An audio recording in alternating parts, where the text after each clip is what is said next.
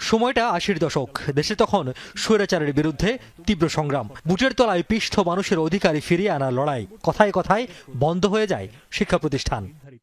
স্বৈরাচারের জাতাকলে চিড়ে চ্যাপ্টা হওয়া নিরানন্দের সময়টাকে আনন্দময় করতে ১৯৮৯ সালে রাজধানীতে প্রথমবারের মতো পহেলা বৈশাখে আনন্দ শোভাযাত্রার আয়োজন করে ঢাকা বিশ্ববিদ্যালয়ের চারুকলা ইনস্টিটিউট।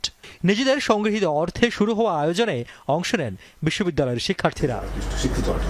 প্রথম আয়োজনে অংশ নেয়াদের একজন শিল্পী ফরিদুর রহমান জানাচ্ছিলেন সে আয়োজনের পটভূমি।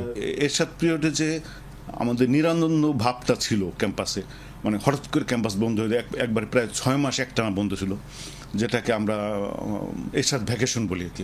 কথাই ছিল এটা এরশাদ ভ্যাকেশন, মানে হুট করে ক্যাম্পাস বন্ধ করে দেয়, এরকম একটা পরিস্থিতি থাকতো। প্রায় ক্যাম্পাসে নানা রকম অস্থিরতা তৈরি হতো।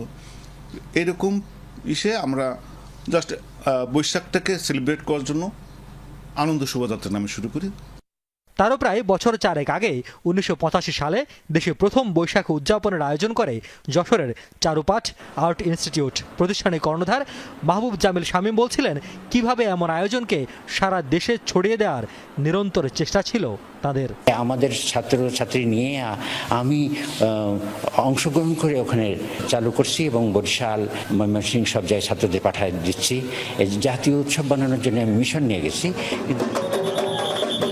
দিন, মাস, বছর বদলে গুটি কয়েক মানুষের বর্ষবরণ শোভাযাত্রা সার্বজনীন রূপ নেয়। ১৯৯৬ সালে আনন্দ শোভাযাত্রার নাম বদলে করা হয় মঙ্গল শোভাযাত্রা। নাম পরিবর্তনের প্রেক্ষাপট এখনও অজানা শুরুর আয়োজকদের। এ নিয়ে ক্ষোভ আছে অনুযোগও। বলছেন নাম পরিবর্তনের সঙ্গে সঙ্গে এটি হয়ে যায় গোষ্ঠীর বিরুদ্ধে গোষ্ঠীর ঘৃণা ছড়ানোর মাধ্যম।